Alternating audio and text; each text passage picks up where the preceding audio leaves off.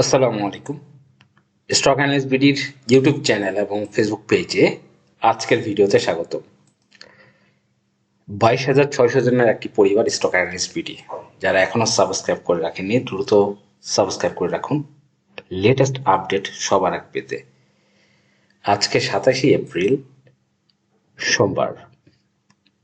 চলতি মাসের আরো 3 কর্মদিবস বাকি রয়েছে এবং চলতি সপ্তাহে কিন্তু চলতি মাস শেষ হবে।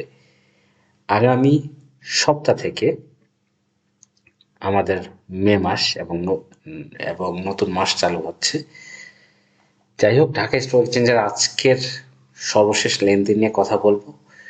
আপনারা জানেন এপ্রিল মাসে জুন ক্লোজিং স্টকগুলোর Q3 ইপিএস দেয় এবং ম্যাক্সিমাম কোম্পানির ইপিএস কিন্তু 29 তারিখে দিবে জুন ক্লোজিং স্টকগুলোর, এবং ডিসেম্বর ক্লোজিং স্টকগুলোর কিন্তু ডিভিডেন্ড বা লভ্যাংশ দেওয়া ঘোষণা করা শুরু হয়েছে। এবং মাসের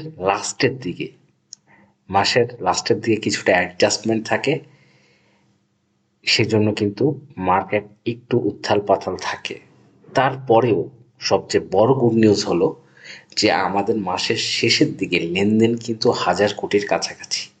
এইটাই কিন্তু সবচেয়ে বড় গুড নিউজ।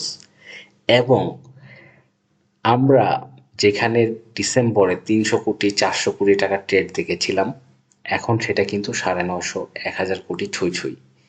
আমরা আশা করব মে মাসের প্রথম সপ্তাহে আমরা 1,000 কোটির উপরে ট্রেড দেখবো ইনশাল্লাহ। নতুন মাস এবং মে মাসের পরে জুন জুলাই মাস ভালো যায় শেয়ার মার্কেট, আপনারা জানেন।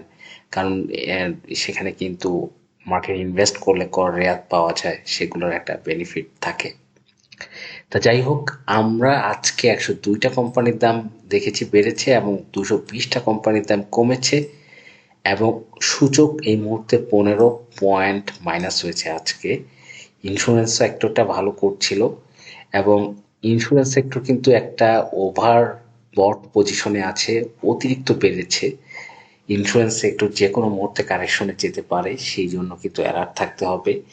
কারণ ইন্স্যুরেন্স সেক্টরে কিন্তু আপনারা জানেন স্মার্ট মানি বা পার্টি যারা আছে তারা কিন্তু একটা লেভেলে গিয়ে ধরে দিয়ে আবার দীর্ঘদিন কারেকশনে থাকে, সেটা মাথায় রাখতে হবে। এবং আরও যে বিষয়টা বলবো যে গতকালের যে লেনদেন সেটা কিন্তু 982 কোটি ছিল, আজকে 956। মাসের শেষ কর্মদিবসগুলো কিন্তু লেনদেন ভালো হচ্ছে, খুবই পজিটিভ। যারা আমাদের আসলে বেসিক ট্রেনিং প্রোগ্রামে জয়েন করতে চান, মে মাস 1 মে, আর হয়তো শুক্রবার থেকে শুরু হবে, আর 3 দিন আছে। মানে কোন কোন স্টকে পার্টি আছে সেটা আপনি কিভাবে আইডেন্টিফাই করবেন সেটা ডিটেলস শেখানো হয়। এছাড়া বেসিক যে কোর্সগুলো আছে, পোর্টফোলিও ম্যানেজমেন্ট, ক্যান্ডেলস্টিক প্যাটার্ন, এরপর নেটিং, তারপরে কোন একটা স্টক কিভাবে হল্ট হয়, হল্টের লক্ষণগুলো কি কি, কোন কোন স্টকে অ্যাভারেজ করবেন, কোনটা অ্যাভারেজ করলে আপনি অ্যাভারেজ করা উচিত না, কোনটা স্টপ লস সেট করবেন, এই সকল বিষয়গুলো নিয়ে আলোচনা করব। এবং যারা আমাদের মে মাসের গ্রুপে অ্যাড হবেন অবশ্যই 1,200 টাকা মে মাসের গ্রুপের জন্য সেন্ড করতে পারেন 019290229117 এই নাম্বারে, বিকাশ পার্সোনাল এবং আমাদের হোয়াটসঅ্যাপ গ্রুপ। এবং আজকে আমরা প্রথমে সূচক নিয়ে আলোচনা করব। ডিএসইএক্স এ যদি আমরা দেখি, এই মুহূর্তে আমাদের আজকে কিন্তু একটা নেগেটিভ ক্যান্ডেল দিয়েছে, যদিও এই মুহূর্তে এটার সাপোর্ট জোন হচ্ছে 5,258। এই জায়গায় একটা সাইডওয়েজ মুভমেন্টে রয়েছে এবং খুব বেশি কারেকশন হওয়ার পসিবিলিটি নাই বললেই চলে, মাত্র 50 পয়েন্ট কারেকশন হতে পারে। সূচকের অবস্থান 5,300। তাই ইন্ডেক্স নিয়ে আমাদের টেনশনের কোনো কারণ নেই। এবং আরেকটি বিষয় হলো আমাদের আমরা যেটা দেখেছি যে আজকে ইন্ডেক্স কন্ট্রিবিউশনে ব্র্যাক ব্যাংক ভালো ডিভিডেন্ড দিয়েছে, সেজন্য কিন্তু সে 1.09% বেড়েছে। ডাচ বাংলা ভালো করেছে, রিলায়েন্স ইন্স্যুরেন্স ভালো করেছে। এবং আমি আপনাদেরকে যে বিষয়টা অবগত করতে চাই সেটা হলো, দেখেন আজকে আমি আমি কিন্তু আপনাদেরকে বলেছিলাম ফুয়েল অ্যান্ড পাওয়ার সেক্টরের কথা। সেইখানে ফুয়েল অ্যান্ড পাওয়ার সেক্টরে আপনারা দেখেছেন সাজিবাজার পাওয়ার, সেই সাজিবাজার পাওয়ার সেটা কিন্তু ভালো করেছে সাজিবাজার পাওয়ার, এসপিসিএল। এবং সবচেয়ে বড় ব্যাপার হলো ডরিন পাওয়ার, যেটা আপনার সাজিবাজার পাওয়ারের কাছাকাছি ন্যাব এবং তার থেকেও বেশি। যেখানে ডরিন পাওয়ারের ন্যাব হলো 55 টাকা, সাজিবাজার পাওয়ারের ন্যাব হলো 41 টাকা। আমি আপনাদেরকে ডরিন পাওয়ার কিন্তু সেই 28 টাকা লেভেল থেকে বলছি নেওয়ার জন্য। এটি কিন্তু ইপিএস চমৎকার ইপিএস আসতে পারে। এবং সাজিবাজার পাওয়ার কিন্তু আজকে ইপিএস দিয়েছে কিন্তু আপনার লাস্ট মঙ্গলবার, কিন্তু আজকে সে বৃহস্পতিবার গেল, রবিবার গেল, আজকে সে কিন্তু তার একটা উত্থান আমরা দেখতে পাচ্ছি, বড় ধরনের উত্থান দেখতে পাচ্ছি। এবং এই পাওয়ার সেক্টরটা কিন্তু একটা লোয়ার লো পজিশনে ছিল। ডরিন পাওয়ার কিন্তু আন্ডার ভ্যালুড একটা কোম্পানি। ডরিন পাওয়ার এটার যে ইপিএস এবং পি রেশিও এটা কিন্তু মিনিমাম 30 টাকার উপরে থাকার কথা, মিনিমাম 33 থেকে 35 টাকা থাকার কথা এই ডরিন পাওয়ার।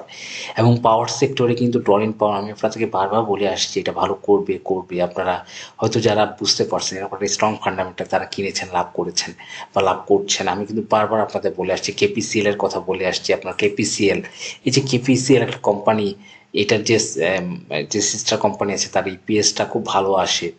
আপনারা জানেন পায়রা যেটা পাওয়ার পটুয়াখালীতে যেটা রয়েছে সেটার ইপিএস এবার কিন্তু কোয়ার্টার 3 এটা ডেট দিয়েছে মে 29 তারিখ, সেটাও কিন্তু এবার ভালো আসার পসিবিলিটি রয়েছে, সম্ভাবনা রয়েছে। তবে ডরিন পাওয়ার আমার কাছে মোস্ট ফান্ডামেন্টাল স্টক মনে হচ্ছে পাওয়ার সেক্টরে।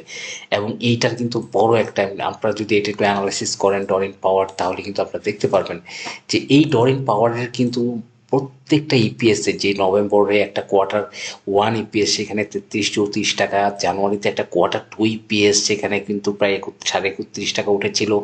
এবং কোয়ার্টার 3 ইপিএস টাইম হয়তো আগামী পরশুদিন 29 টাকা পরশুদিন ইপিএস দিবে, বুধবার রাতে ইপিএস দিবে, বৃহস্পতিবার সেটা কিন্তু হিটে আসবে, পসিবিলিটি রয়েছে। সুতরাং এইখানেও আমরা কিন্তু একটা টপ আশা করছি, মিনিমাম 33 টাকা এই পজিশনটা আশা করছি। এবং এটা কিন্তু আন্ডার ভ্যালুড একটি কোম্পানি, আপনারা জানেন এই ডরিন পাওয়ার। এবং এই ডরিন পাওয়ারের যদি আপনার ফ্লোর প্রাইস দেখেন সেখানে কিন্তু 61 টাকা। তা সেইটার যে অবস্থান যেখানে কত নিচে ডরিন পাওয়ার, বর্তমান মার্কেটের যে ট্রানজেকশন সেই হিসাবে ডরিন পাওয়ারের কিন্তু মিনিমাম, আমি যদি বলি মিনিমাম একটা প্রাইস সেটা কিন্তু মিনিমাম 40 টাকার লেভেলে থাকা উচিত আমি মনে করি। যেখানে এটার ফ্লোর প্রাইস ছিল 60 টাকার উপরে ডরিন পাওয়ার। তাই আমি বলবো এই যে ডরিন পাওয়ার যতগুলো ফান্ডামেন্টাল স্টক আছে এটা কিন্তু ভালো করার পসিবিলিটি খুবই বেশি, খুবই বেশি। আর এই সপ্তাহে কিন্তু ভালো করার পসিবিলিটি রয়েছে ডরিন পাওয়ার। এবং এই স্টকটা কিন্তু আমার কাছে ফান্ডামেন্টাল এবং সব কিছু দিক থেকে বিবেচনায় কোয়ার্টার 1 ইপিএস খুব ভালো করেছে, কোয়ার্টার 2 ভালো করেছে, কোয়ার্টার 3 এবার কিন্তু আরও ভালো করার পসিবিলিটি রয়েছে যেটা আমরা দেখতে পাচ্ছি। তা আমি বলবো এই যে ডরিন পাওয়ার স্টকটা অত্যন্ত ফান্ডামেন্টাল একটা স্টক। এবং স্টকটা কিন্তু আমরা স্মার্ট মানি অ্যাক্টিভিটি ছেড়ে কিন্তু আমরা দেখেছি চার্টে। আজকে সারাদিন আপনারা দেখেন 29 টাকা 50 হচ্ছিল, হুট করে শেষে আধা ঘন্টা একটা দারুণ একটা প্রোগ্রেস আমরা টান দেখেছি ডরিন পাওয়ারে, 30 টাকা 10-20 পর্যন্ত ট্রেড হয়েছে। সুতরাং এইটা একটা চলমান উত্থান এই সপ্তাহে কিন্তু থাকবে ডরিন পাওয়ার।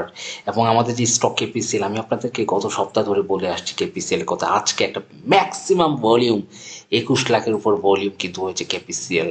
সুতরাং এই যে পাওয়ার সেক্টরের ইপিএস এর একটা ইম্প্যাক্ট আসতে পারে, পজিটিভ ইম্প্যাক্ট, তার একটা প্রমাণ আমরা দেখতে পাচ্ছি। তাই ফান্ডামেন্টাল স্টক হিসেবে আমার কাছে Doreen power best of the best option মনে হয় এই মুহূর্তে। যাই হোক, ভালো থাকবেন। নতুন ভিডিও দেখার আমন্ত্রণ রইল। আসসালামু আলাইকুম।